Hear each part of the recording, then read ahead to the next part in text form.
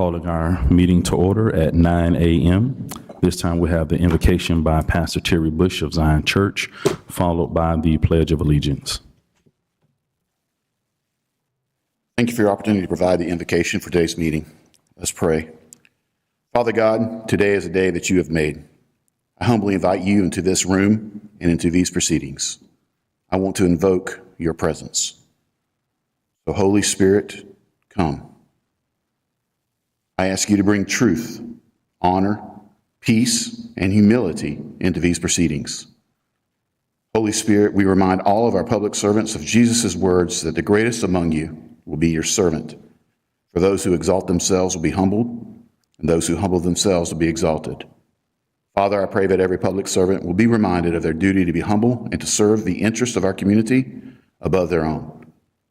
Likewise, I pray that every community member would also see themselves as a servant of our community. I pray that civic pride and engagement will replace apathy. Help us all to remember that truth and light are the ultimate disinfectants. Father, I pray that truth, honor, integrity, and righteousness would reign in our beautiful community. Father, let your holy light shine in and on our city. Let your light shine to reveal the truth. Lord, where there is corruption or wrongdoing, let it be revealed so our city can heal. Where there is progress and good works, let them be praised. Above all, Lord, let truth be revealed and let the cards fall where they may. Heal our city, heal our county, heal our state, and heal our nation.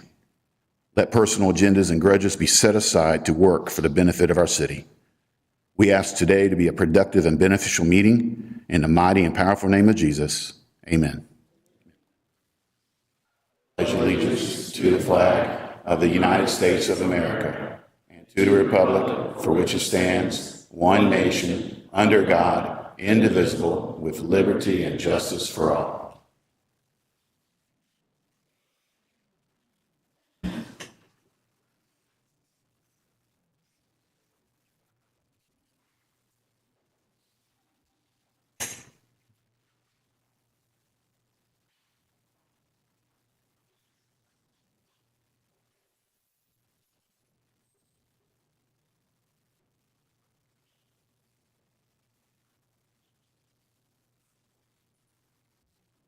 All right, Corey Langford.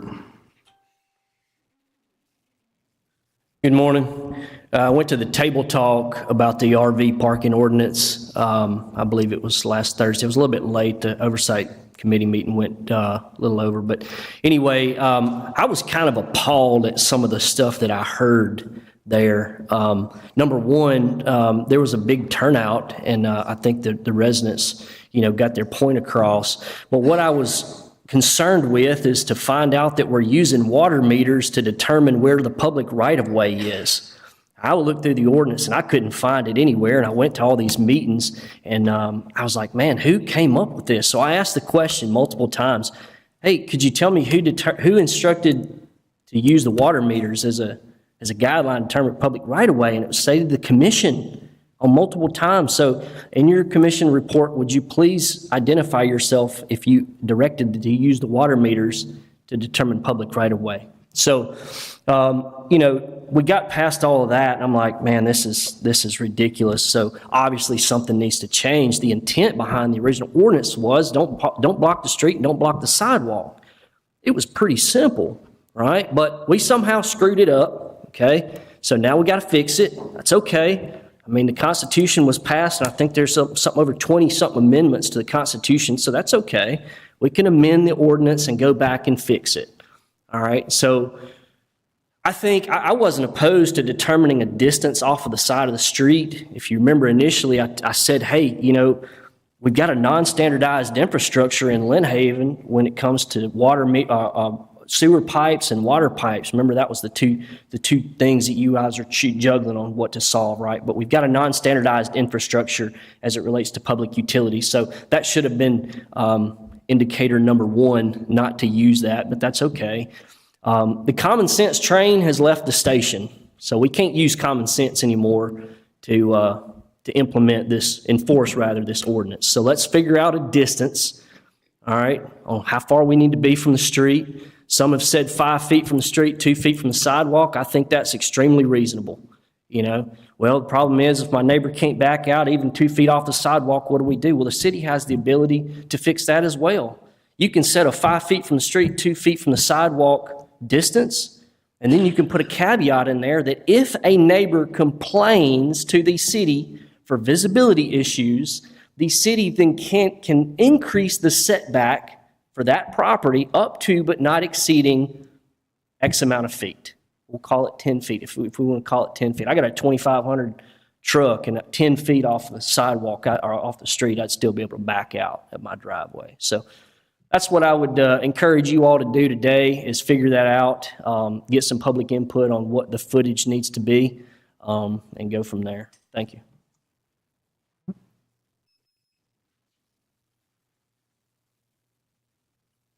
Ms. Hernandez.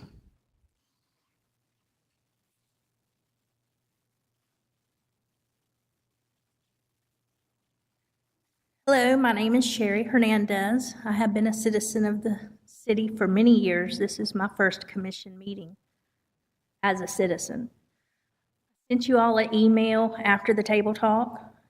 I got responses from the majority of you. Some I did not. So I would simply like to read the email. Commissioners, I am a citizen of Lynn Haven and have been since about 1995. I worked for the city for over 20 years as a police officer and retired a few years ago. Prior to retiring, we checked the city ordinances and even spoke to Chief Ramey about the ordinances to make sure we purchased an RV we could keep in our home. You see, after both my husband and I working weekends, nights, holidays, and committing our lives to the city and its betterment, we knew we wanted to retire and enjoy this great country that so many gave their lives for. We missed a lot of birthdays, holidays, anniversaries, and so on, working for the city. So after retiring, we purchased an RV, a drivable one, so we could keep it at our home without violating laws or ordinances. When you all voted for the new ordinance, it is now illegal for us to keep our RV at our home. We are being told we will be fined $250 a day. This really upsets me and so many others. So we had to move fast and work hard to find a safe place for our RV. In case you are not aware, the cost of renting storage is about $250 a month and up. If you are not familiar with an RV, you should keep it plugged into electricity to prevent mold, mildew, and damage to the interior from the heat and humidity. Most RVs have 2 ACs, which require a 50-amp plug. Most storage facilities only provide a 30-amp plug, which only allows you to run 1 AC. One solution for us was to build an outdoor storage area, the starting cost of about $15,000. That does not include a parking pad or electric service. So because of your vote, you are costing the citizens of Lynn Haven and most our retirees a lot of money, stress, work to now comply with an ordinance they were previously in compliance with. A solution may be to repeal the ordinance altogether or add a grandfather clause so the citizens who were in compliance will not be violated, or allow citizens to park in their driveways, regardless of the right-of-ways, as long as it is not in the road. You currently allow this for other vehicles, boats, trailers, utility trailers, food trucks, jet skis, etc., that block sidewalks and park on the right-of-ways, but not RVs. The current ordinance really makes the RV community feel like we are being discriminated against. Let's please take care of this issue. David Garrett.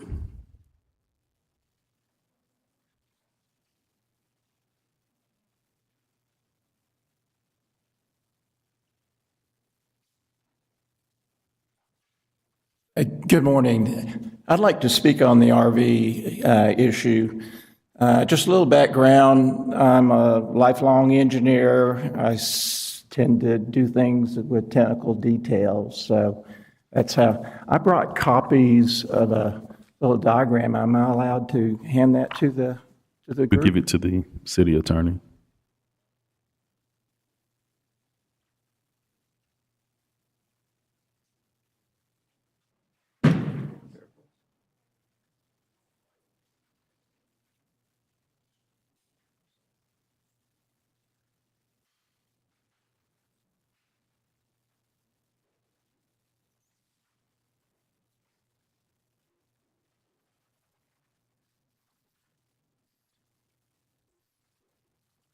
What you have in your hand, or will have in your hand, is a survey. It's a copy. I have the original survey of the property that my wife and I built in 2002. And it shows the orientation of our property. Where the water meter is the orange dot. I'm one of the houses that the water meter is in the back of the property. I have a concern about the city using the water meter to designate public right-of-way for two reasons. One, the fact that it discounts my whole property from being used. Second is that the water meters are generally intended to be placed in the utility corridor.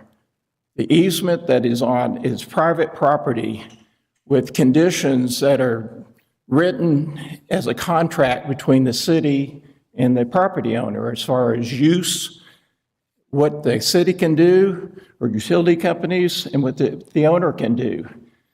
And in this enforcement of the ordinance, which the city has every right under public right-of-way to determine how it's used, it does not have that same right on the easement on private property. That's spelled out by contract.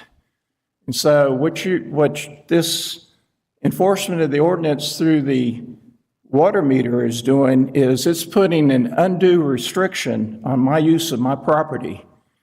And so I would ask that the city commission review the use of the water meter as the measure for enforcement. I was also quite surprised when I looked at my survey that the sidewalk doesn't follow my property line just like I thought it was originally. So I know people have raised concerns when the sidewalk is brought up, and this survey shows that it, rather than follow the 2 foot of the private property line, it actually deviates around my driveway. So Thank you. obviously that's a concern. Yes. All right. Thank you.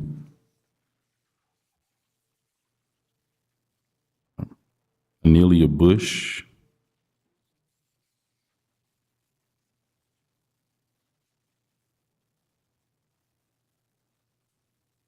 Morning. I wrote a letter and sent an email to everyone on the commission and the mayor. I received a response from Mr. Peoples. In my email, I also attended the town hall meeting. I consider myself a fairly new resident. I've been here 8 years. I moved from a small community to a small community, I believed, felt like a small town like what I was used to. I moved into the neighborhood. I'm directly across the street from David that just spoke. I noticed when I was looking for a home to buy that it looked like, a very well-kept city. The neighborhoods were nice and neat. I noticed people had enjoyed their boats and jet skis, and campers were all parked in their drives. I recently bought one 4 months ago. I should have looked at an ordinance. I didn't. By driving around, seeing how everyone else had their property used, I thought, well, I'd be okay. What I had learned was maybe we were measuring from the center of the road, and I was trying to find my right-of-way and that kind of thing. I'm about 40 feet from the center of my road. I live in a cul-de-sac. I, too, have a strange way of my sidewalk goes around my property, which made my water meter way up in my yard. My drive is on the longer part of my property. I try not to impinge on a sidewalk. I don't like people having to go around things so we try not to do that, even with friends over and things like that. But I did go to the city meeting because I learned I was a case number on this ordinance, and I was waiting for this letter I was supposed to get. So I wanted to get clarification. And I just was appealing to clarification on this, and hopefully we can come to a good understanding of how we can enjoy our properties. I do have a small property. I have no way of getting my RV into my backyard. And I can't park it on the side of my house, or I feel like I would be impinging on my neighbor's property. So I'm just here hoping to hear a good reconciliation on how we can get this worked out. Thank you. Ricky Barnes.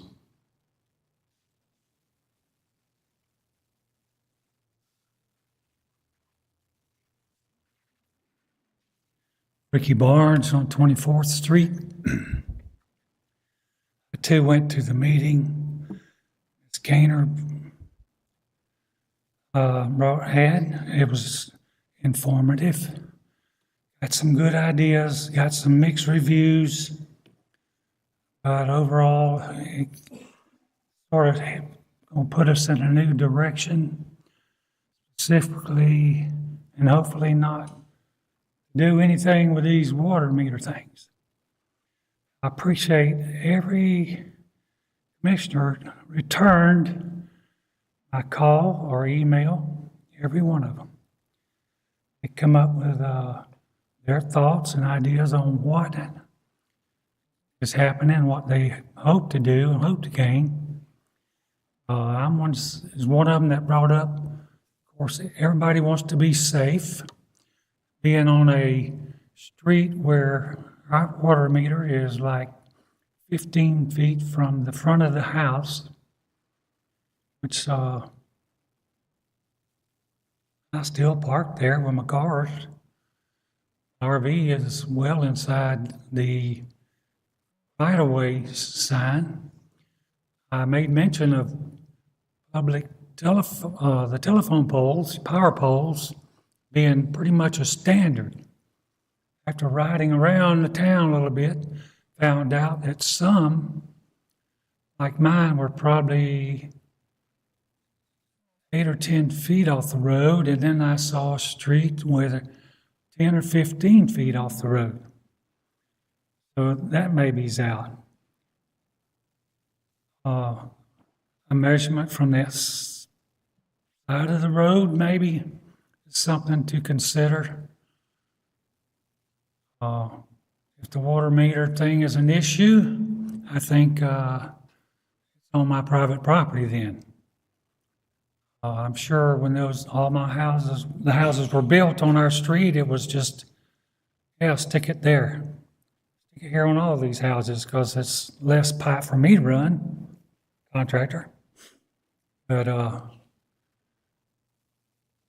think even a measurement from the center of the street, which ours is not as wide as some streets, I think some of them from the edge of the road might be a better thing.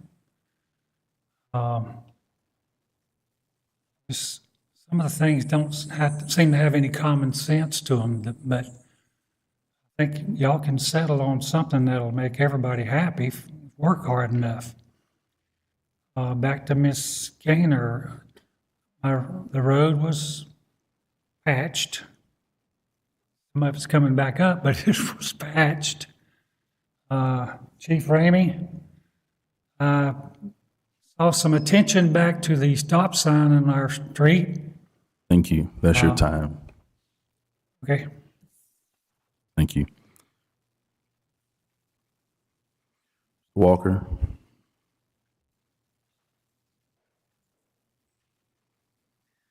Good morning. Nice sunny day. I've been around. I've been responsible for the United States and its citizens over numerous occasions. I visited the tribes. I've been with the tribes in Africa. I've lived with them. I've been under government control and rules and regulations all over the world. I've also been under the rules and regulations of the United States Maritime. master at sea.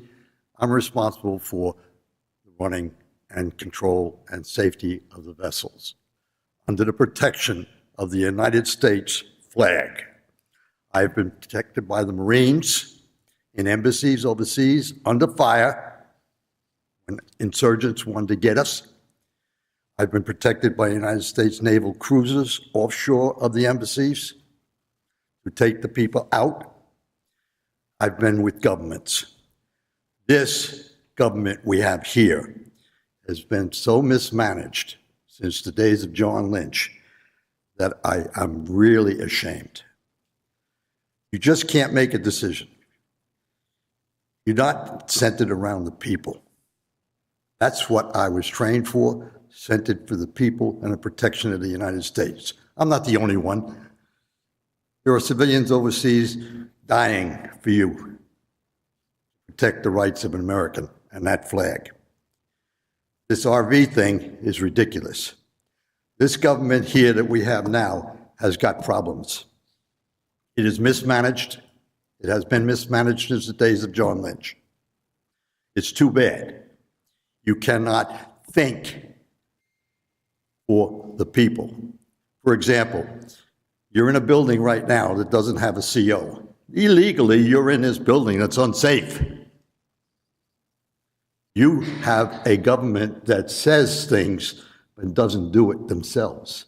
For example, the takeover of Kane Griffith Park, under fire, bullets fired.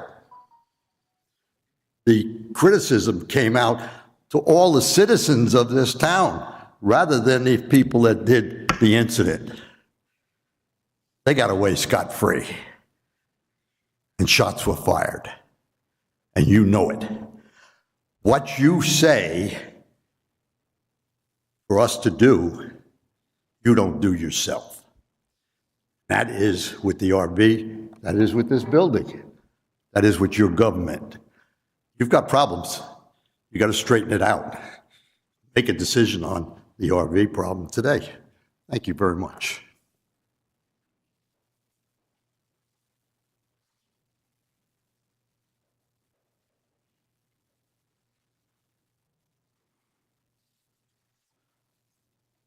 Cannot read this name, but it's 306 Alexander is the address. Ms. Weaver.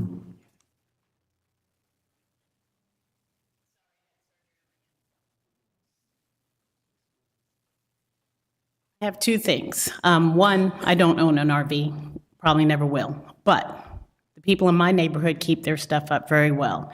And in case we don't forget, Florida is a retirement state where people come to live so they can travel. I think there's more important issues to deal with, and RVs, these people worked hard all their lives. As long as they maintain their lawns and stuff, I don't see why you're taking away some of those freedoms. Two, do you think you can fix the hole at Floyd Drive and Petty and along Floyd? That thing has been there for a couple of months. People are knocking the sign over, and we really need to work on that. Give these people their rights back. I mean, like I said, I'll never own one, but I love to see the people traveling with it, going where they need to be. But the best part about this thing I'm about to say is my nephew and niece visited from Atlanta. They were amazed at the beautiful things that happened on the bridge, how they felt safe, and that the community was clean and it was friendly, and they couldn't believe that nobody was shooting or doing anything violent, and they had a really great time. So please, give these people their rights back. There's more important issues. They have worked hard all their lives to get those RVs and to be where they are today. There's more important stuff to think about, guys. And RVs, give them their right back, and let's work on healing this city, please. Thank you. Kelly Davis.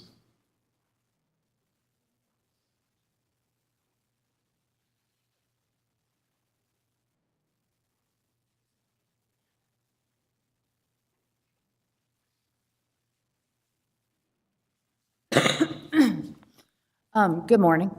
I am actually here today because on 4th of July, Friday, the city took it upon itself to park vehicles on my private land.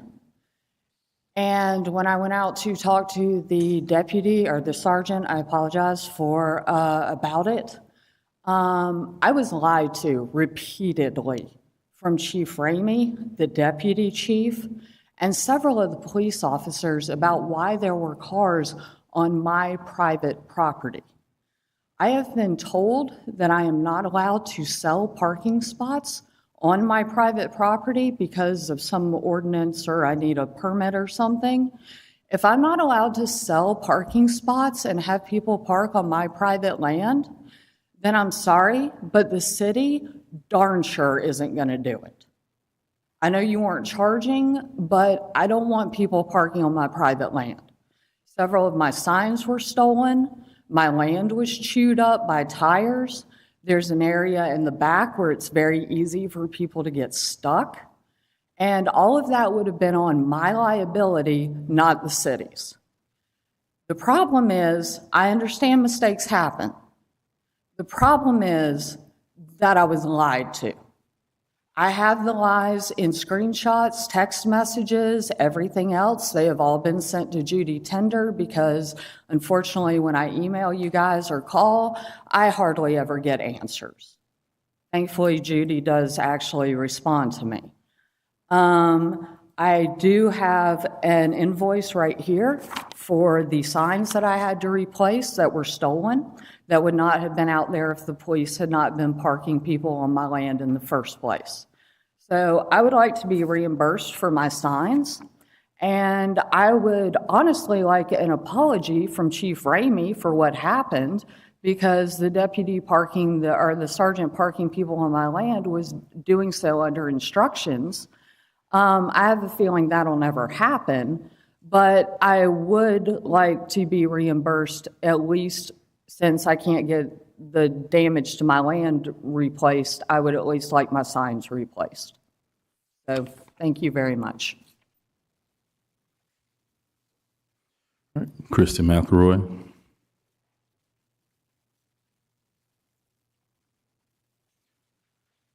Johnny Bashir.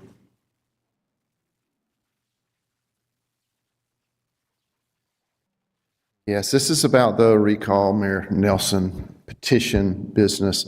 The person chairing that committee donated funds to Judy Tender and also sent out a letter in support of Judy and of Jamie prior to the election. The stated purpose, they're very, not Jamie and Judy, I'm sorry, but the committee is very adamant that they want Vicky gone and they want the mayor gone. They see sending the mayor away as a way to get rid of Vicky, which I understand what they're doing, and that's perfectly within their right to do so. But we need to proceed very carefully with that. I want to give a little bit of information from a personal standpoint on some of those that are in this group. While I was running for, well, let me just read. So there's this web page out there, or a group called the Beacon of Bay County, that both Jody Moore and Gap Parker are administrators of and very active on. During the campaign, while I was campaigning for commission this time, Jody Moore posted false and misleading information about me during the election cycle. She participated in an attempted character assassination, posted outright lies. She said I forged my dead father's signature, and acted as an unlicensed contractor, both falsehoods. She posted a photo from another candidate's financial report, attributed it to me, and then proceeded to make accusations against me based on that information. Also in the past, Gap, via that webpage, falsely accused Michelle and I of being plants here at the commission meetings in support of Vicky, which is absolutely false. So, and with all of this, I'm still considering what actions I may take on these matters. According to them, the only one telling the truth is the person that actually pled guilty to lying to the FBI. I place zero confidence in anything they may represent as truth. It would be interesting to me what they could say under oath. Thank you.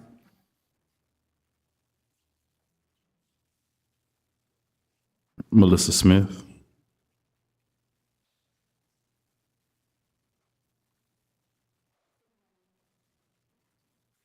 So my name's Melissa Smith, 2507 Kimberly Drive. I received a letter in violation of our travel trailer that we use on it.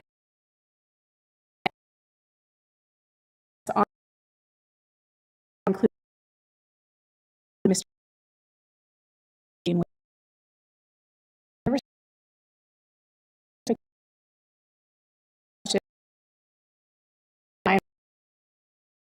To be in compliance. Secondly, of course, along with other people's questions as far as the right-of-way. And then the third, we have a camping trip coming up next week, and it says on the letter that the fines will begin on July 11th. So I want to know if we have our camping trip next week, this hasn't been settled and cleaned up yet, will I start receiving those fines? I plan on bringing the camper back, if we do move it, so that I can pack up and have it ready to go. So I just want some clarification on what that's going to look like. Thank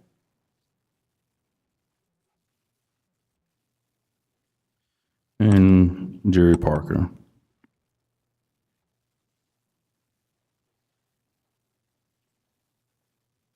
Good morning, Commission. Jerry Parker, Rhett Place. I just want to clarify something that Mr. Bashir said. First of all, we are not part of that committee. We do support them, but we are not part of the recall committee. Enough said on that. I have a question and then a comment. My first question would be, given the fact the Panhandle Engineering has made a deposition and a testimony, will you continue to employ him in the city of Lynn Haven? That is my question. Second comment I have is, Mayor Nelson, would you please, when you're doing the commentary, would you go in order and not skip people and put people in last to your advantage? Thank you.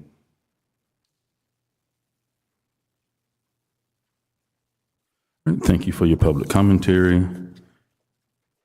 This time, moving on to the mayor's reports. I want to get response to some of the citizen concerns that came up during public commentary in regards to the water meter. Many of you mentioned the usage of the water meter.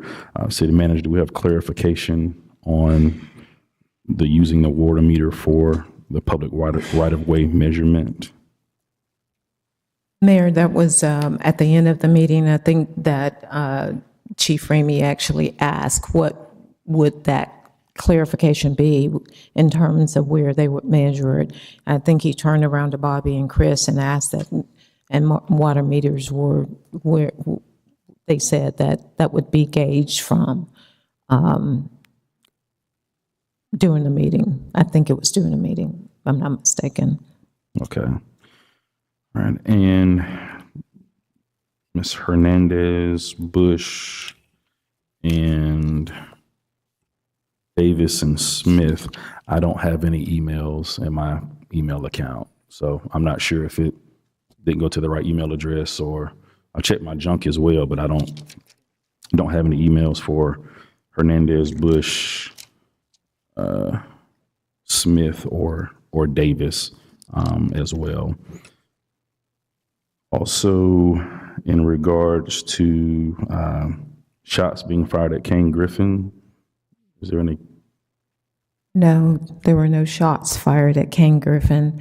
I think what Mr. Walker is referring to is that was maybe 3-4 years ago.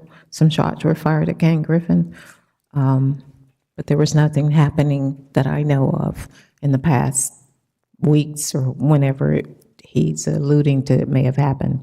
I think that was, may have been when Commissioner Tender was still on. Now, was that, Yes. was that at the park itself, or was that around the adjacent streets to the park? I think it was around the adjacent streets. Yeah, it was. Somebody was holding a party in the park, and a group congregated, hundreds of people. They were blocking the people to get into their homes. Parents were hiding their children in the back of the house. And actually, the story I was told by a friend of Chief Ramey's, couldn't tell you their name now, he pulled up and they blocked him from coming in. He got out and said, y'all better move. We had the sheriff's department there. We had Lynn Haven Police Department there. We had a number of different organizations there. But yes, shots were fired. Yes. I guess I'm trying to get clarity on, I remember the incident, but were shots actually fired at Kane Griffin? Yes. Hold on. Chief Ramey, could you come up and clarify that for us?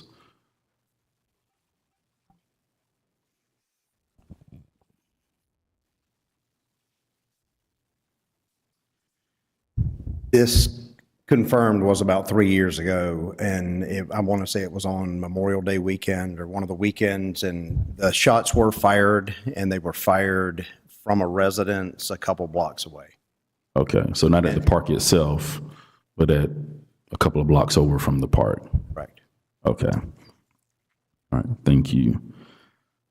And then also in regards to Ms. Davis mentioning someone parking, the city parking on her private property or having residents park on her private property. I will get with Ms. Davis afterwards and look at those invoices. And surely if there was something we damaged, we are more than willing to make sure that things are taken care of. Okay. Chief Ramey, if you have any additional information on that.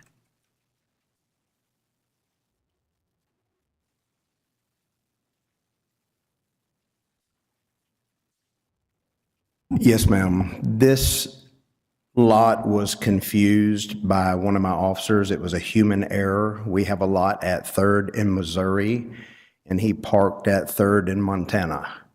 Ms. Davis, I apologize for the human error, and I apologize for the text because I thought it was resolved and it was not. I apologize to you publicly about that. It's our fault, and we will replace whatever took place. Thank you. All right. Thank you for that clarity. In regards to the mayor's report, we'll be brief. We did have wonderful 4th of July celebration. Thank you to all of the employees and volunteers that made the best and biggest 4th of July celebration in Bay County possible. So thank you all for that. I know many of you all came to work around 5 a.m. and didn't leave until after 10 p.m.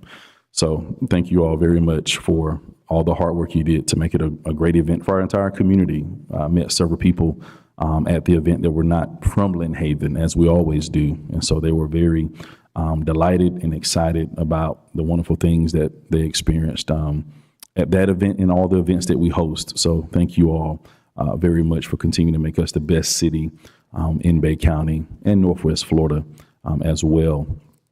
Also, I know last meeting, I said that I would follow up on some matters that was brought up by Commissioner Tender and some citizens regarding some fencing and possible invasion of privacy issues.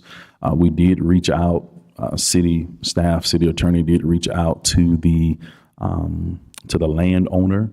From my understanding, the landowner declined to meet. Do you have any further information on that, city attorney, in regards to meeting with the landowner or why he declined to meet? I did hear from the adjacent landowner, Mr. Mella's attorney, and invited them to meet. They declined that invitation. I sent my contact information to the neighbors who complained about the cameras and invited them to contact me, and I have not heard further. Okay. Do you know why the adjacent landowner declined to meet? Did they give any? He didn't think there was anything to resolve. He felt like he was within his rights and there was no change needed to his behavior. Okay. As it relates to the variance that was asked in regards to the fence, I did follow up with city manager and city attorney, and they did say that the homeowners could file a variance if they like, and it just go through the process. So I did follow up with the homeowner. I sent them an email this morning just verifying that they do have, the right to file a variance, but at this time we cannot guarantee any approval of it, but they can file the variance and go through the process if they'd like to do that. So that is my report. Commissioner Peebles.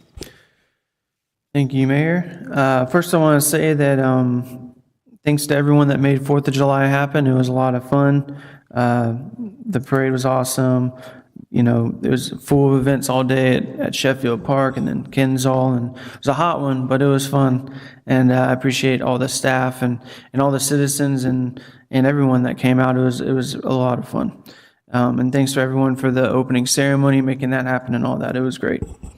Next, I wanted to point out that fall ball is currently filling up quickly. And from my understanding, I think we may be the only city in the county, from what I read, that has 6U softball. So if you have someone that wants to play 6U softball, please sign up quickly, because it's going to fill up quickly, because we seem to be the only ones that can handle that load of players. Next, this past week, I met with some of the officers and some of the members of the senior center across the street there, just to get a pulse on how things are going over there. They really had enjoyed what's going on. They're having a great time with how everything's going. And I talked to the city manager about some small things in the pre-meet that we had yesterday that they've requested and all that. So if you're interested in that, you can just go back and listen at the pre-meet. Next, I had my coffee with Commissioner on the 28th, and my next one will be on the 19th of July. I'm going to meet at Sweet Stacks this time with anyone that wants to meet with me. I meet at 8 a.m. I haven't been to Sweet Stacks yet, and I've been wanting to go for a long time, and I think it's fair that they get some of my business, because I appreciate them being here. I've heard great things from people that have been there, and my wife really wants me to get her some coffee from there, so I'm going to make it happen. Or a milkshake. There we go.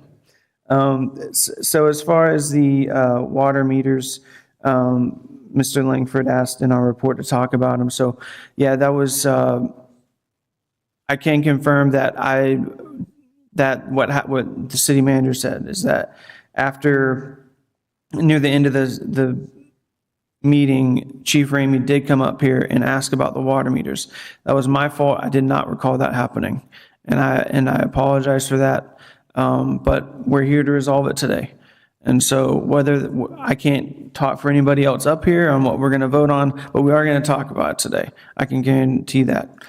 Let's see what was next. I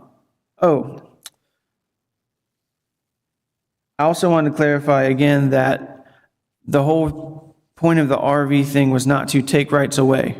Okay, prior to this ordinance coming up, it was illegal to park in the front yard and the side yard. We're trying to figure out a way to allow that. So we're not taking rights away. If there was confusion on if you're allowed to or not in the past, that was confusion, and we're trying to clear that up. Legally, you weren't allowed to, previous to this, have it in your front yard. And a lot of times, most of the time, it's complaint-based. So if your neighbor had never called and complained about your RV being in the front yard, someone probably didn't come out and look at it. But now we're trying to resolve all of that. So thank you for your feedback and getting up with me about the RVs. Great feedback. I guess I should also say, I think every once in a while, emails go to our junk email. So if you don't get a response from me, I try to respond to every email. And so if I don't respond within like 24 hours, there's a possibility that it went to my junk email. So just try again, or give me a call and just leave a voicemail and say, hey, I sent you an email. And I'll double check my junk email, because sometimes I try to check my junk email every day, but sometimes I forget. And so I apologize for that. But that might be why some up here have not responded, is that maybe some of the emails went to the junk email. I can't confirm that, because I can't check their emails, but it's possible that it happened. And I guess that's a nice little friendly reminder to check your junk every once in a while. It's not anything the city's doing wrong. Outlook, we use Outlook, and sometimes that happens. Outlook is a very good product. It's used across the nation. It just happens sometimes. Another thing I wanted to bring up is back a few meetings ago, I think it was June 24th or so, Commissioner Tender brought up potentially looking at meeting times. I don't want to make a motion or anything today about it, but it's been brought up to me quite a bit. I know it's been brought up to Commissioner Tender now, and as you guys know, I was in favor of changing the meeting times when I came on the commission back in 2023. So I would like to put that on the agenda next meeting. I don't want to, just to discuss it, I don't want to make any motion or anything today because I want feedback from people. I want what people want. I talked about it last time. I could tell that that's not the way we wanted to head in, and it was cool. And it's not a hill I'm willing to die on, or really, something to talk about, because I've done the research, and over 8 out of 10 working people in the city of Lynn Haven, based on Bureau of Labor Statistics, works during the time of our morning meetings. And I've been watching over the past 2 years, and our evening meetings have way more attendance. But that being said, I won't talk anymore about that. We'll talk about it later. Just if you have thoughts about it, I'm all ears. If you're against it changing, cool. If the department heads don't want it, cool. I want feedback again. Figured it's a good time to bring it up again. In response to the Panhandle engineering thing, I haven't seen what's on the deposition, so I can't answer that yet. I know that there was a deposition. That's all. That's literally all I know. And I think that's it. Thanks everybody for coming out. Thanks for all the feedback, and I'm looking forward to talk about this stuff today. If you want to stay afterwards, we do have our strategic planning meeting that we do once every 2 years. It's a lot of fun because we dig into the weeds of policies, ULDC, things like that. And again, thank you so much for everyone that made 4th of July happen. It was a great time. All right, thank you, Commissioner Perno. Thank you. Thank you, Mayor. Thank you, Commissioner Peebles. He whispered over to me about the junk email before he said it. And I do apologize to anybody. Whose email I missed, because I do respond to a great percentage of the emails. I won't say that I don't miss them sometimes, but I will pick up the torch for any one of you guys who has a concern with the city. So, and I know I talked to Mr. Garrett, Mr. Barnes, and we're gonna hash this out today. I know that it's a good day to only have one item of new business, isn't it? So, July 4th, I'd like to echo the sentiments of Commissioner Peebles that you guys do an amazing job. You deserve your holiday for postponing it. But you work hard on 4th of July, and you made a great 4th of July parade happen. I was proud to be part of it. Actually, the commanding officer for the 325th was there, and I got to walk up to him, and it was nice that he remembered meeting me before, and just a great guy. And he had his boy there, and I saw him when we went by when we were throwing candy. I think I was bent over shoveling candy the whole darn time. I don't think I stood straight up once in the parade. I just stayed in position. Sam and I and Judy were having a good time. So it's once a year that we get to do that, and man, it is a hoot. And thank y'all for your participation, the citizens. Thank y'all for your concerns today, and the people who come to care enough to be at these meetings. Like I said, the RV thing will be handled. The one thing I'd like to talk about in my report, and if I miss anything else, I know everybody who spoke in public commentary will be responded to. I'm the chairman of the policy board of the St. Joe Bay, St. Andrews Bay Estuary Program, and in doing so, the director of the estuary program and we're in direct communication, and she informed me that yesterday that the estuary program worked with Public Works to install 10 litter traps at 6 locations. And a litter trap is basically it's a mesh that goes over a storm drain or under a storm drain, and it'll help keep debris and from clogging the bay, and it'll keep the storm pipes from being clogged. So it's a win-win for any city to have. And for us to install 6 of them in one day, she wanted to give a huge shout out to the Public Works staff. She said they were amazing. and they did a great job dealing with the litter traps and the heat and making sure that they were all okay as well. Now, on a further note, the litter traps, they cost no money to the city, and they'll be maintained monthly through the estuary program. So I just think, you know, that the estuary program is working hard in our city. I know they worked hard to help us to get grant. They worked hard with the outfalls. They worked hard with living shorelines, oyster farming or oyster harvesting. Anybody who has a dock on the bay, you could contact the estuary program, sjsabep.org.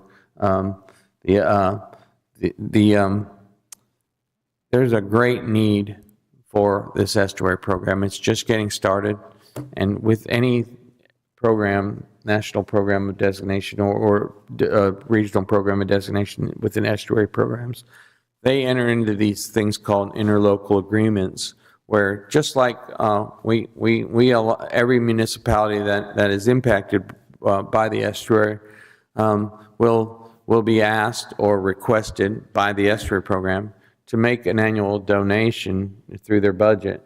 It's done for the Transportation Planning Organization, for our roadways, and this program, like I said, is in its infancy, and it's at the time where it's blossoming or bosoming to the point where it is going to ask each municipality and the county to kind of pony up, so to speak.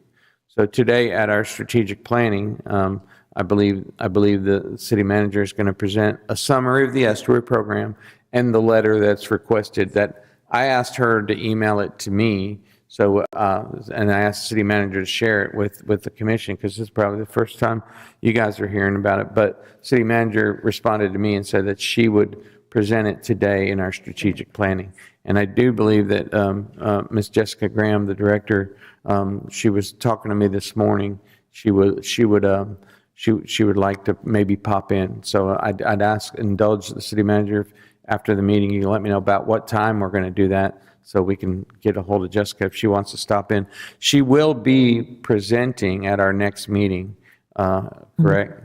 Yes, July, our yes. second She'll be meeting. here 22nd presenting. So and then that will be the summary and the request will be public. And this is, you know, but she's planning on doing that, and she's already spoke at in the county manager report at the last or two meetings ago for the county meetings. So hats off to our city for embracing that. It's been in the news, the litter traps that they're doing and so forth, and this is just the beginning of how we can work to keep our bays safe, keep our waterways safe. And you know, I volunteered into this several years ago, and now I feel like being on the policy board, I've learned enough to be at least a little bit confident to talk to you all about it. You know, it's been a great process to be part of something that's coming to fruition like this. So with that said, thank you, Mr. Langford. I spoke to you this morning, almost was late because we were talking on the phone, and I was like, man, I got to throw some water on my head and get to the meeting. So I appreciate y'all, and I appreciate all our city employees and you first responders and all our military. Thank y'all very much. All right, thank you, Commissioner Ward. Don't have a whole lot. First of all, thank you for everyone's feedback on the RV ordinance. If I didn't get back with you, it's probably because of the junk mail. Yeah, I'm guilty of not checking it when I should, so I need to do better at that. I've had a few people call me, and I also posted on my Facebook page and got a lot of feedback that way. So I will tell you the intent of it wasn't the way it worked out. For me anyways, I can't speak for the others, but that wasn't my intent. But I think we'll be able to hash it today. Unfortunately, I wasn't able to make it the 4th of July parade. I ended up going out of town and taking a little bit of a break. but I heard it went good, and appreciate everyone's hard work for doing that. And that's all I have, but thank you for being here. Appreciate it. Commissioner Tender? Thank you. First off, I want to thank Pat, and I haven't, maybe I shouldn't do it publicly, but I think so. Last time I brought up Mr. Johnson on the corner of 11th, I went by there 3 days later, and all that wood was gone. So I'm crediting you for that. Should I be? Serious?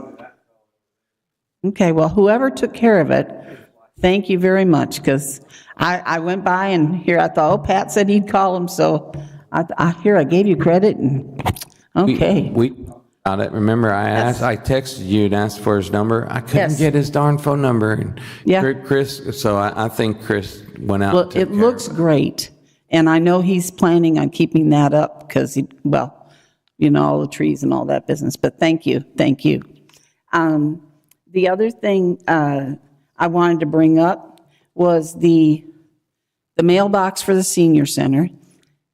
When I originally went there, it was a big deal.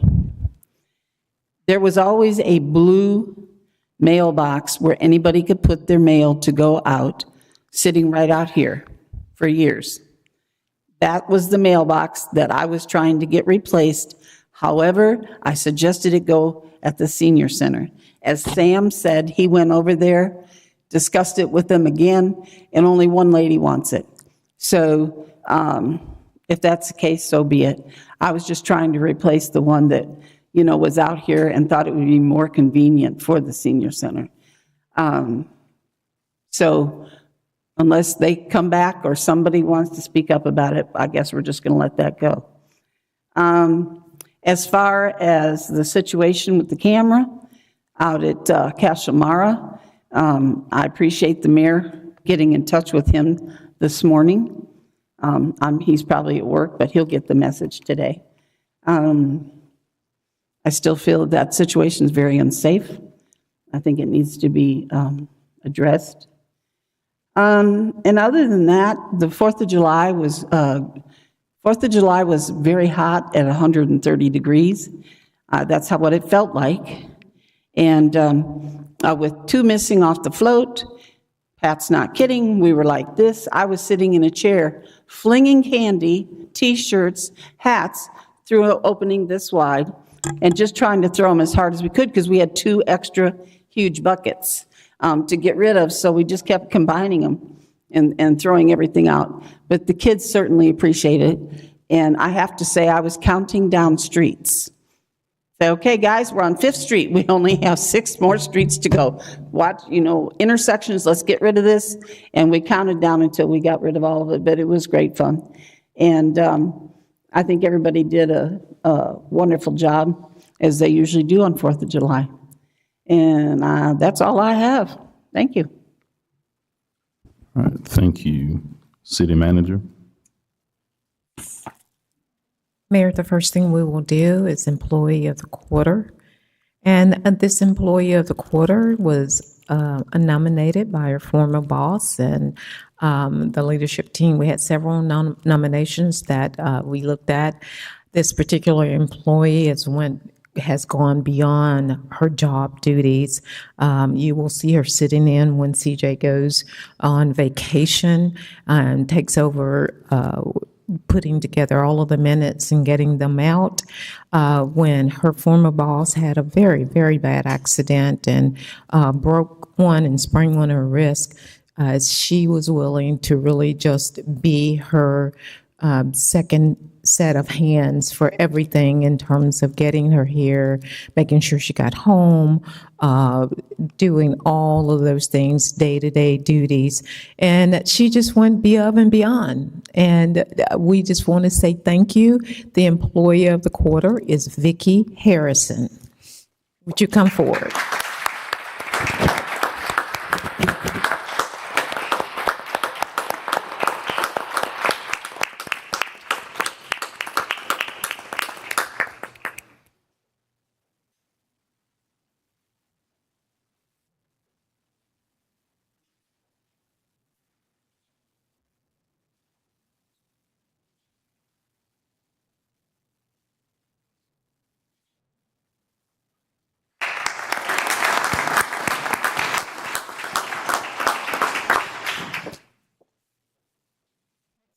Warrant list. Any questions on the warrant list?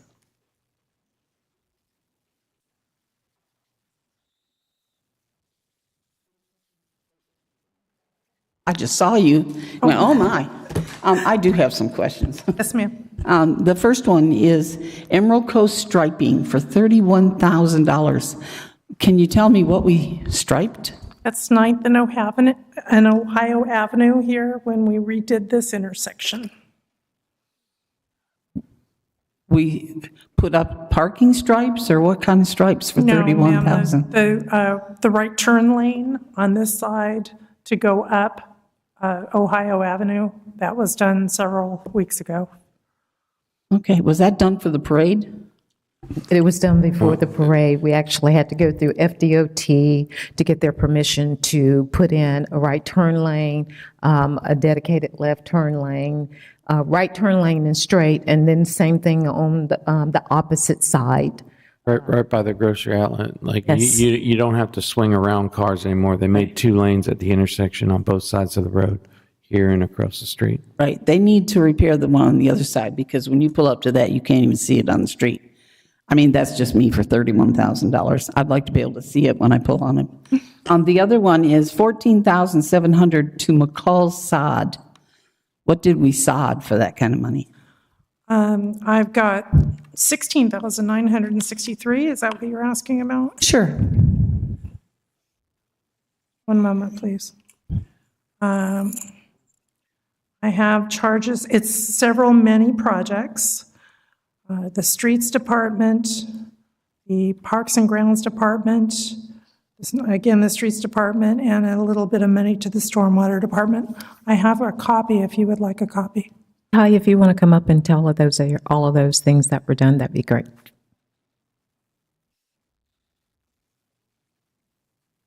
Yes, ma'am. If you've been to Porter Park recently, around where the 6 smaller pavilions are, all of that was resodded as part of a follow-up to the seawall repair, and that's where the majority of that went.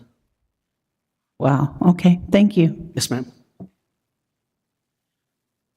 And then my next one is Waste Pro. $65,871. I remember, and I'm going back in time, but I remember having a conversation with Joel Schubert many years ago, and we were nowhere near this. How are they determining? Well, I should probably ask you this question, but $65,000, that's for 1 month of trash pickup? Yes, ma'am. Chris. It's for commercial. And, okay. Now, Waste Pro also, they has our commercial garbage account, Right. as well as they have a landfill that we take stuff to, so that 65,000 will have $55,000 to $57,000 worth of commercial garbage pickup a month, as well as the bill for the landfill. Okay. I would love to see that separated in the sense that what are we paying to dump in landfill and what are we paying for commercial? Yes, Have our commercial accounts increased? Yes, ma'am. That much? Our commercial accounts have gone up. Absolutely. But we were paying, it's about $55,000 to $57,000 a month for commercial garbage pickup. Every year they've gone up. Okay. Wow. I apologize. I didn't bring a copy of that with me That's because okay. it is a monthly charge. That's okay. And then this one was kind of random. It's only $1,125, but for the life of me, I couldn't figure out what it was. Amanda Stiefer. $1,125. It made out to Amanda Stiffler. I apologize, ma'am. I'm not going to have that on this list. This is just what was sent in your warrant. I can look it up and get it back to you later. That's fine. Just curious. And then beach stilts for $1,875. What is that? That's the stilt workers for July 4th. Okay. Do you have any idea how much we spent on 4th of July yet? Not yet. I can tell you what my estimate for last year was. Okay. But I have no idea what this year will end up being. Okay. What was your estimate for last year? Including all the overtime for fire, police, facilities maintenance, it's running somewhere around $150,000. Thank you very much. Certainly. Any other questions?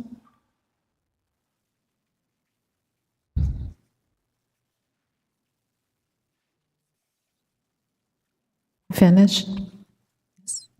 Oh, yeah, that's all the questions I have. Yes, ma'am. A couple other things with the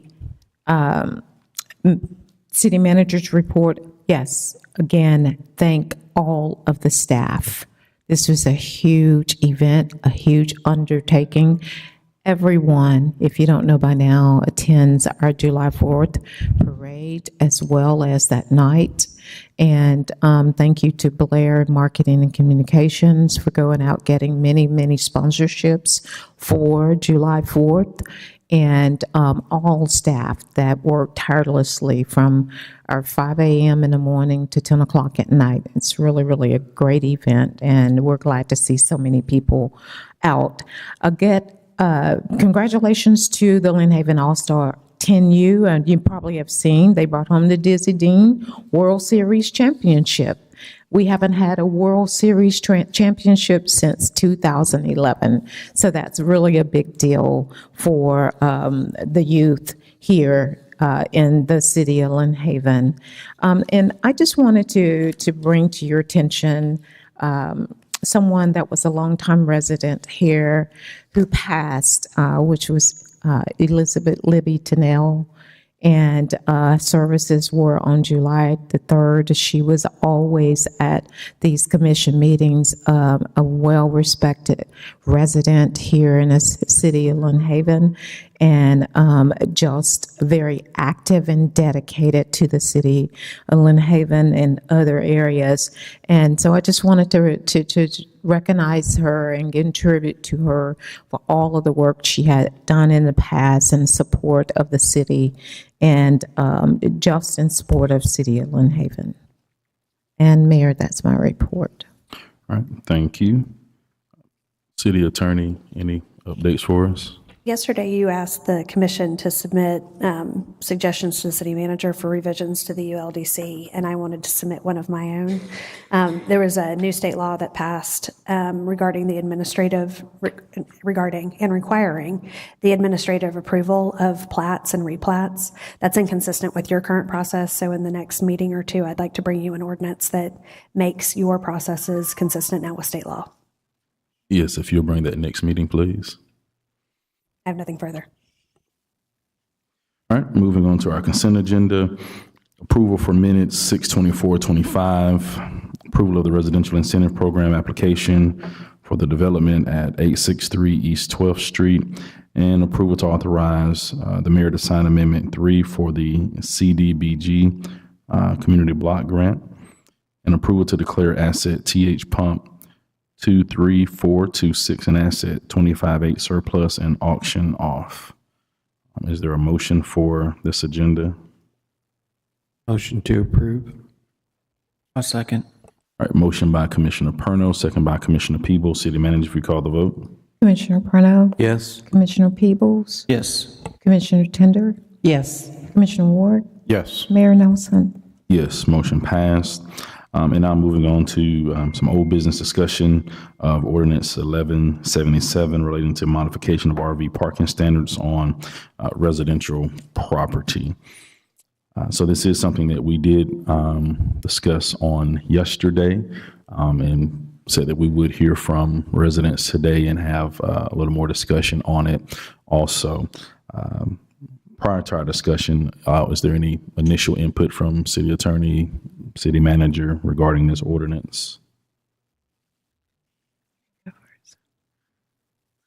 So many thoughts. I'm not sure where to start, but I will say I feel like the ordinance as written is legally sound. The concerns I hear at this point have to do with enforcement and a administrative decision regarding a rule of thumb for measuring at a glance and quickly if someone is in violation or not. I have also heard and want to clarify that with regards to code enforcement, a notice of a violation is just a notice. It does not have any penalties that accrue with it. It is a first step in your adopted code enforcement process to put landowners on notice that they could be in violation if they don't take some corrective action. before any fines or penalties are assessed, a citation has to be issued. And the requirements of that citation do require listing the actual ordinance or section number of the code of which you are in violation, giving you a reasonable time to comply even then before fines are assessed. So I just wanted to clarify the process based on some of the comments I heard today. Stand by to make any revisions. As Mr. Peoples noted, this does expand the areas in which RVs can be located. So now I feel like we're looking at an enforcement problem, not how to take away further rights. All right, thank you. So we've heard from individuals, especially as it relates to water meters and such. Do we have any additional thoughts? We discussed some of this yesterday as well. Is there any additional thoughts that we should consider at this time? Also, we did receive an email on yesterday after the pre-commission meeting. I don't know if you all received it in relation to this ordinance as well. So I think that was good input and response from that citizen that we can also keep in mind as we discuss the ordinance today. So I wanted to ask a question. As far as the lady who got up and spoke that received the letter and was worried about going on vacation, and she felt that hers was dated July 18th, that the fines would begin. She said. My best guess is that's to put them on notice as a deadline for compliance, at which maybe the police department intends to make another round of inspections, at which point they might start issuing citations for which penalties would accrue. It's just a notice. Okay, well, go ahead. Ms. Tender actually spoke to her, and she's just asking for an extension. She's about to go on a camping trip, so her camping trip would have been timed out while she was gone, so we granted it just now, and it'll be added to the case notes. Thank you. All right, well, Commissioner Peebles, any further input on the RV ordinance? Yes, so I do believe that as the ordinance stands now, it is legally sound. I'm not an attorney, but I hear what Amy is saying, and I agree. I do think, though, like I mentioned a little bit, that we need to create more clarification because although it may be sound, it's still our goal to make it understandable to prevent any confusion in the future. So in a vacuum, water meters make sense. And I apologize to Chief Ramey and to the citizens or whoever about the water meter thing. He's right. He came up, he asked, and I'm the one that made the motion. So maybe I should have said, hey, let's add that to the ordinance or something so that there was better clarification. So I apologize for that. That being said, I think in a vacuum, water meters make sense, but yesterday I did drive around some, and because my water meter is on my private property, so I figured there might be some more like that. I don't have an RV, so I really don't have a dog in the fight from that sense. But, and I don't plan on owning one, but, and then we had some talks yesterday about sidewalks and things like that. And to be honest, my final thought on it all is we need to update the website to make it so when people search it, it can be found. That's not a policy thing though, so that's just a request. I can't tell you to do that, but that's just a request. That being said, the more I think about it, just so that we can prevent confusion from anyone that looks at the ordinance in the future, is I do think we need to have a footage thing. I know that in a perfect world, it's not going to be perfect. As someone said in the past, a 90% solution is good, and then we can fix it as we go. We found that what we had initially we thought was good. There's been some confusion. So if we can prevent confusion, cool, I'm all for it. I do think we need to put a footage thing, and we need to say that it does not need to be on public sidewalks. One of the things that was brought up is that there's some people or I should say, should not go over sidewalks that are on public property. Okay, because for example, I have a sidewalk on my property and it's 2 feet from my house. I paid for it, it was built by me, but I don't want the code enforcement to be confused about that. It's not fair to confuse the code enforcement on having to look at something and say, well, what does this really mean? And have that conversation with the citizens. It's not fair to the citizens either. So I think it should be sidewalks that are on a public property. And another thing that was brought up was, for example, on Pine Forest, there is some sidewalks there that are on private property, is what I was told yesterday. So if that's the case, it's not the citizens' fault that the sidewalk was built on their property. So I would put the caveat that it can't be over a sidewalk that's on public property. Because, like I said, it's not their fault if the sidewalk was built on their property.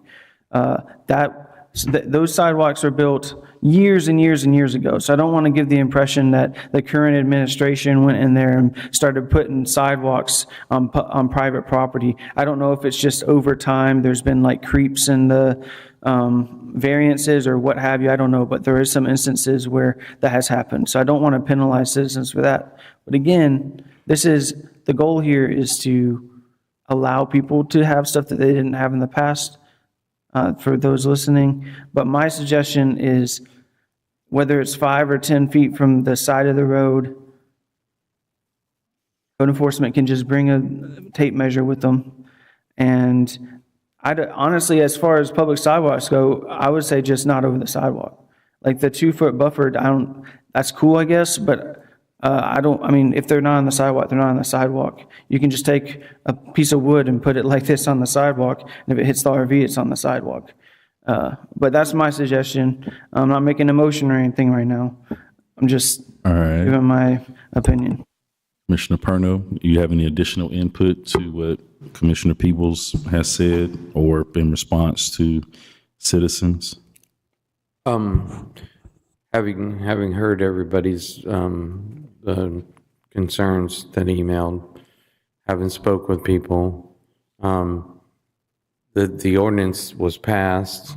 My feelings were that it wasn't clearly defined, so I didn't vote for it. But we're needing if we're going to use water meters, which I don't, I think we've proven that there's certain situations where it doesn't work.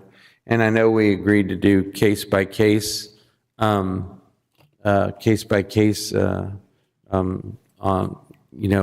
situation there, but we don't want to end up doing case by case every time.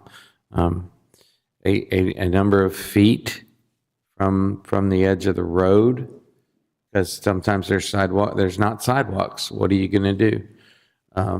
And if there is sidewalks, then a number of feet from sidewalks sounds like a remedy where you can measure it on site. Where you can take, that would probably work the best. Now, in most situations, with the water meter probably works. But if we went with a number of feet, now if we do the number of feet and we're encroaching on private property, what happens then?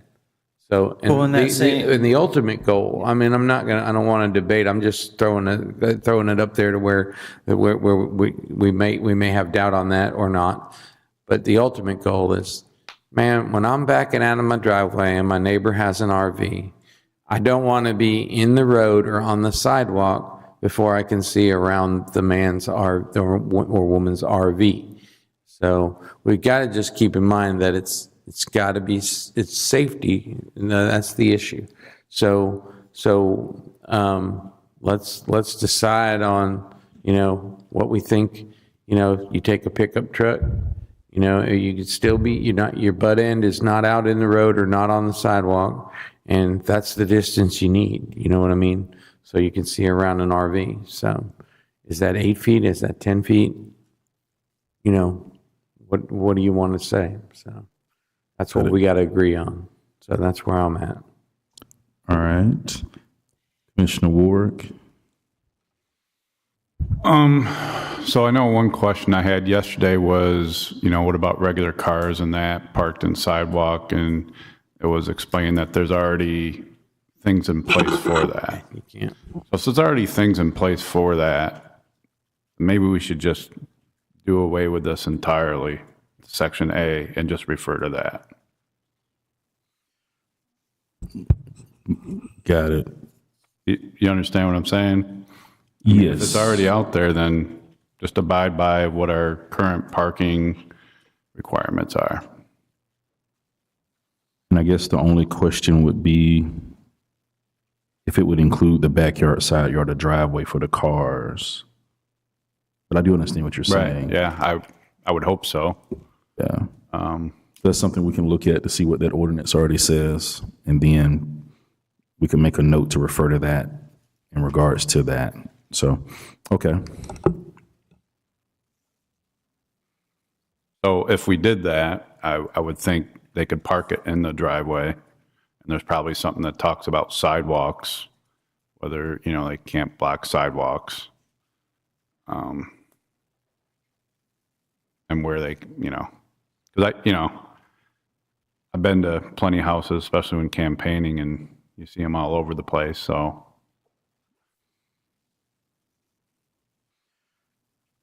All right, so I'm hearing Commissioner Perno, Commissioner Peebles, Commissioner Working, and we want to come to you, Commissioner Tender.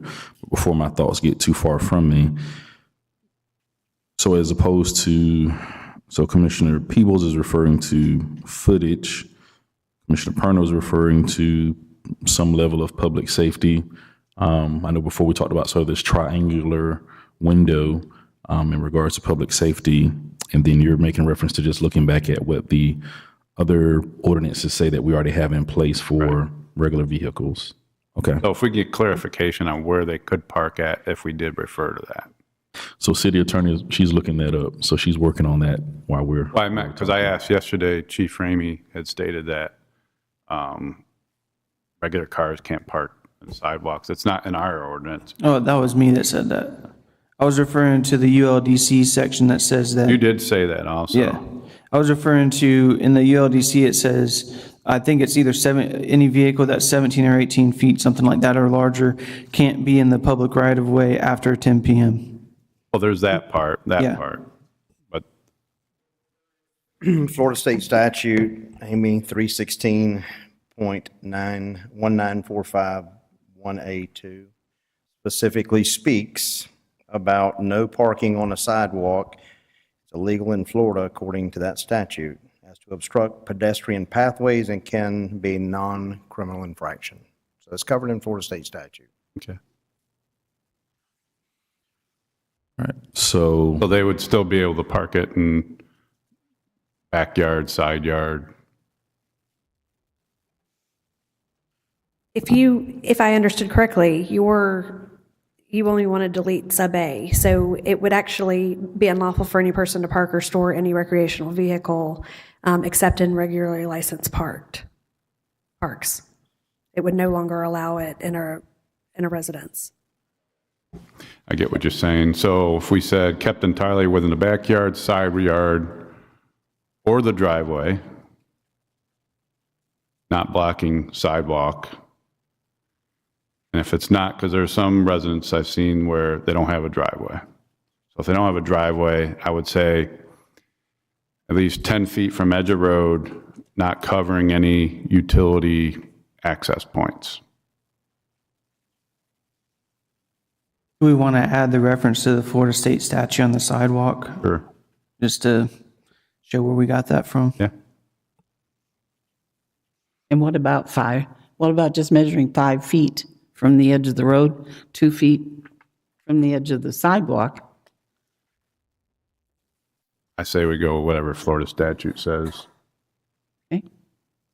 That's just me. I don't know. Yeah, because now that we're talking about the Florida State statute, it feels like if we're saying feet away from the sidewalk, technically you'd be taking away from something that they're allowed to do based on Florida statute, you know what I mean? So I know you feel this the same way. You don't want people to feel like you're taking something from them. Mm-hmm. So. And I'm going to go way back, I think. Bobby Baker would probably talk to this. But whatever happened to the 30 foot from the center of the road, period? Whatever happened to that? One measurement. Foot it's a typical, but not all roads are dead center of the right of way. some of these were laid out in the 30s and 40s, so they're not truly centered.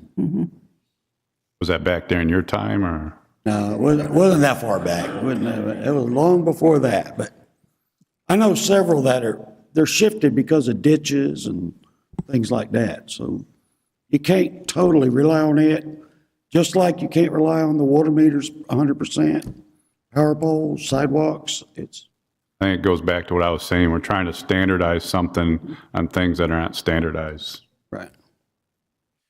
Yeah. I think it was a bit of a Mandela's effect for me too on that 15 feet, because I could have swore I read that somewhere and I could not find it anywhere in Florida state statute, in Bay counties, and ours. I could not find that anywhere. So I think I had a bit, because I thought that was the case too, and I think it was just a bit of a Mandela's effect, where I thought I remembered something that wasn't actually there. All right, so in regards to the actual distance, we're looking at possibly 5 to 10 feet from the edge of the road is what we're asking for. Well, let me ask this. Could we just say in section A, parked according to Florida statute, whatever that was? We could, and I guess the question is that easily interpretable for, because I think that's what we're trying to get to now for the public is, what is something that they can look at to say, I know that I'm not in the right of way, and they could still be in the right of way, but I know I'm safe from not being in the right of way, which is why I believe that's why the water meters were initially presented, to try to give some type of visual effect, to try to get some type of consistency. So I'm not against the Florida statute notation, but then usually when I read Florida statute, sometimes they're just not as cut and dry. It's probably what we need for this ordinance to keep it simple for the residents, just be able to say, hey, this is what I'm doing. You have to remember Florida state statute is designed for vehicles. Keep in mind, you're going to be allowing now a high RV opposed to a vehicle. So what I feel is going to happen is anytime that anyone has company at their house for any period of time, the Florida state statute doesn't give a time frame. It says if you're parked over that sidewalk at any time, you could be cited. So what I will say is there's 21,000 residents in this community. What you have in place has been working, and we have gotten overall compliance. Mr. Walker said it best yesterday. We haven't been before a magistrate in 2 years because we are getting compliance by utilizing just going out and getting people resolving conflict, basically. But we're adding a lot to this. I think it's going to create for us a bigger problem. Can we just keep it the way it is for right now? When it sunsets in a year, readdress it. Nothing against these people. How many meetings did you have to discuss this? 5? 6? Okay. They're here today after it's already written because they got a warning. I'll do whatever you want me to do, but you're making my job very difficult being indecisive. Changing with the flow of the water. You're making my job difficult.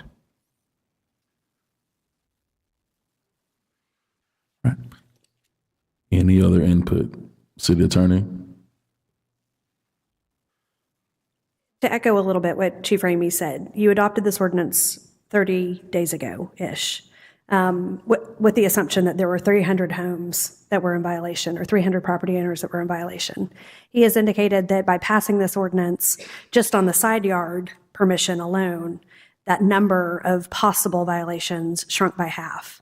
So we have 150, let's say, and he has reported today that most have come into compliance as a result of the notice of the violations they have been given, and that he has given extensions to comply to everyone who has asked for it. I'm happy to write this ordinance. I also wonder, however, by the time you adopt it, if the problem will have solved itself. I say that just as a big matter of public policy. When you pass an ordinance, maybe give it 6 months to see if it works or not. And so I'm happy to make these amendments, but I would like to also request that maybe we just hold on to it for a few more months to see where our real problem is, so that the text we put in here solves the actual problem we now know we have.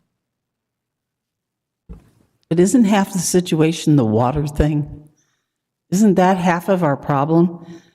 Right, but that's not in the actual ordinance, though. That's something that we're using as an enforcement mechanism. Enforcement, it's a measurement. So that's not anything that we have to change the ordinance to do. We can just use a different enforcement mechanism or measuring mechanism as it relates to the ordinance itself. All right, I'll make a motion. Kept entirely within the backyard, side yard, or the driveway, as long as it's not blocking the sidewalk. And if they can't put in a driveway, they don't have a driveway, then they can park it at least 10 feet from the edge of the road, as long as it's not covering any utility access points. That's my motion. All right. Kept entirely within the backyard, side yard, or the driveway, as long as it's not blocking any sidewalks. Or if they can't put it in the driveway, they don't have a driveway, then it has to be at least 10 feet from the edge of the road, not covering any utility access points. Question for you. Could you amend that and say public sidewalks? Yes, I'll amend that to say public sidewalks. All right, there's a motion. Is there a second? I'll second it. All right, we have a motion and a second. Comments from the public? Langford? I think the amendment there is a good idea, but sidewalks on public property probably, I think, is what you were getting at originally. So again, the common sense train left the station. We had an opportunity to use common sense on the original ordinance. That has failed miserably. We got people got water meters in their backyard, all right, and they're looking at fines coming up. So let's thank you for making the motion. Thank you for seconding it. It's clear as day. It's crystal clear. The only thing that I would ask you all before you vote on it is to please ask the chief of police if he has any questions on the enforcement of this. Yes, the ordinance was passed. It is legally sound, all right? But there's a reason that we've got all of these people here with these violations, because it's idiotic. If we know something stinks, let's fix it. We don't have to wait 6 months for it to stink more. So vote on it, pass it, clean it up, and let's move on to something else, because we've got some other issues coming up with code enforcement that need to be fixed. All right? We passed the IPMC, 2.5 years ago? I don't know how many violations has come out from that. I doubt very many. But this passes, and in, I think, 2 weeks, there's 30 violations. You can go 3 blocks within my house, and I got houses over there they don't have a roof. They don't have siding. Drive down 9th Street. When you go over to Davis Lake, look to your right. So if we're going to, quote, clean the city up, let's don't just pick and choose and wage war on RV owners. Let's clean it up. All right? So pass the darn ordinance, or the amendment, rather. Let's clarify everything so residents know what to expect. This man can do his job without using a water meter in non-standardized public service systems to determine violations. Thank you. Mr. Walker?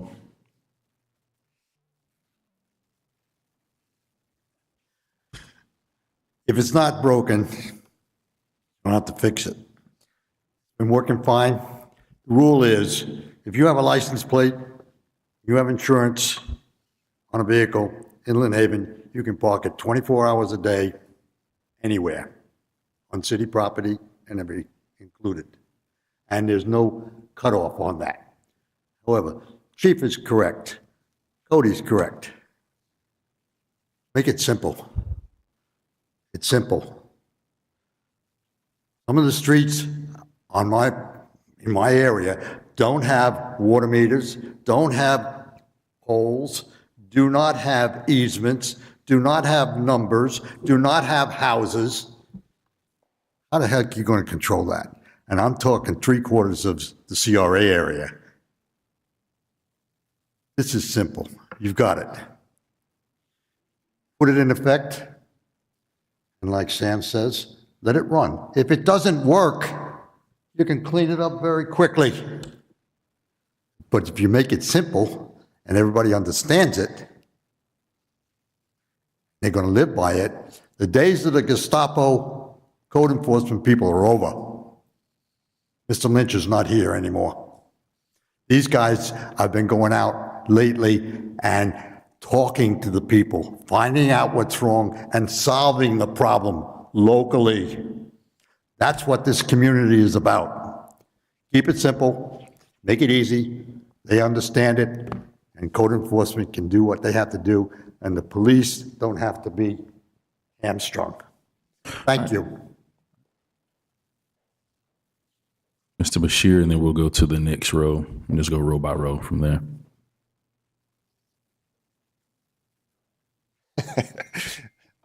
It's pretty simple. Keep your RV on your own property. I mean, that's what the ordinance says. That's pretty simple. Keep it on your property. That's all you got to do. The water meter's a rule of thumb, and that's what a rule of thumb is. There's exceptions. There's times it's wrong, times it's not going to work. I think code enforcement is cognizant enough to be able to rectify that and look at property lines and figure that out. The thing is, keep it on your property. You don't own the city property. If you want to say 5 feet from the edge of the road or whatever, I can bring my RV over in front of your house and park it there indefinitely, because there's no exclusion to say where I park my RV on public right of way if you're going to allow it. So keep that in mind, that you've got to be concerned about that also. But just keep your RV on your property. It's that simple. And that's what the ordinance says. It's enforceable. We've not seen a case to the magistrate yet. And there's a process, and we are not even allowing this ordinance long enough to follow the process to see if it works or not. Yeah, there's objections, there's exceptions, there's things that need to happen, but let the process play out and then see if we really do have a problem. I know some people are upset, and that's understandable. There's been a change. Some people are resistant to change, and it affects people differently. But let's let this ordinance play out and see if we do have a problem or if we have a few exceptions. If you make this next change, there's still going to be a few exceptions. We'll be right back where we're at today. Yes, Mr. Most of the houses in Lynn Haven do not have a sidewalk in front of them. They don't exist in most of Lynn Haven. Just as a point of reference for history, some of the subdivisions, when they were built, part of the requirements to the builders during the building of the subdivision was that the homeowner had to put sidewalk in front of their house. And to do that, it needed to be on their property so they could do it without having to deal with the cities or the county. That's how that happened.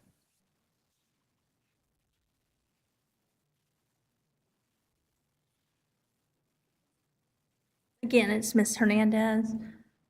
I agree. We should be able to park in our driveway, in the middle of my front yard if I want to. I haven't had any complaints from neighbors. We intentionally bought a home that was not in an HOA. We pay our property taxes. We've paid off our home. I want to be able to park whatever I want, whether it's my RV or like everybody else in the neighborhood, boats, trucks, whatever. They're blocking sidewalks. Ride around your city. Look at your city before you pick on RVs. You've got people with entire gardens between the sidewalk and the highway. Raised planter beds. Beautiful. Look at your entire city. You've got boats, trucks, regular cars. Some people have itty-bitty driveways and can't get but possibly a smart car in their driveway. Ride around and look. Don't single out one group. Thank you. Anyone else from that row? Yes.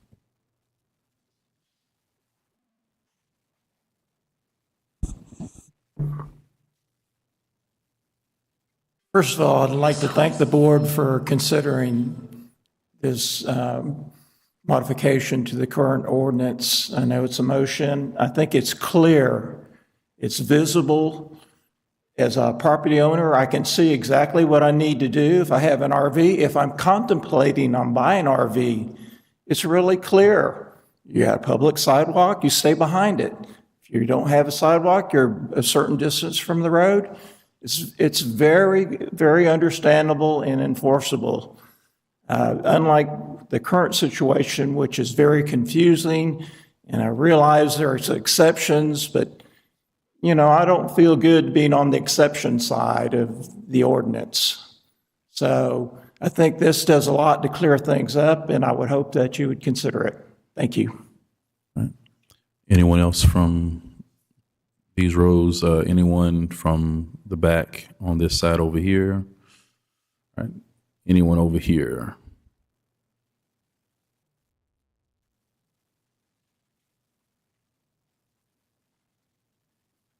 We read back Commissioner Warwick's. All right, could we read back Commissioner Ward's motion that we were able to capture all of that?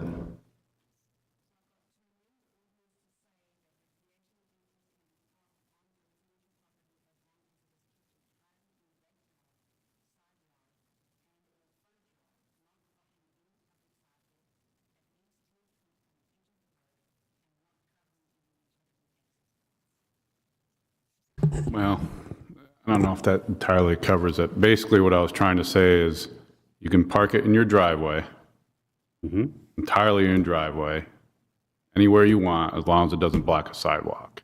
That's what I thought you'd said. And if it's not in the driveway, or maybe they don't have a driveway, then 10 feet from edge of road, at least 10 feet from the edge of the road, and as long as it's not parked over any utility access points. Well, that's the most logical, sensible proposal I've heard so far.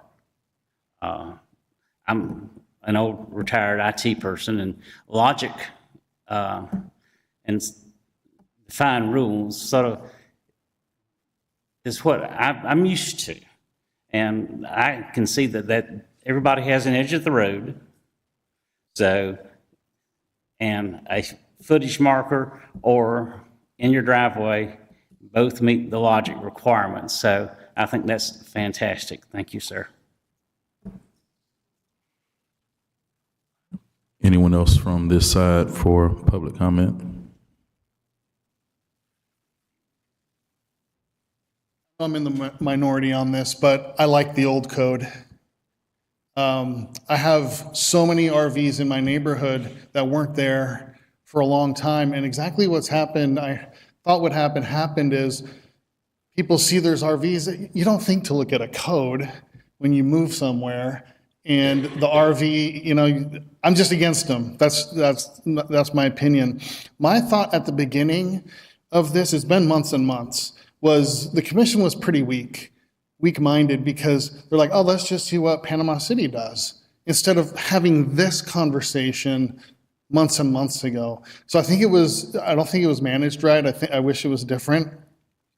But it was settled that we couldn't do middle of the road because it's different. The side of the road makes no difference.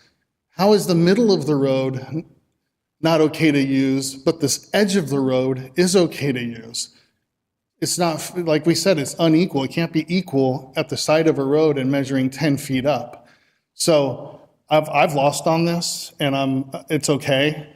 And I'm not against RVs or against RV owners. Those RVs that are to scale in a neighborhood where you're not driving down the road and you see it's like a billboard going down the road is what I have a problem with. And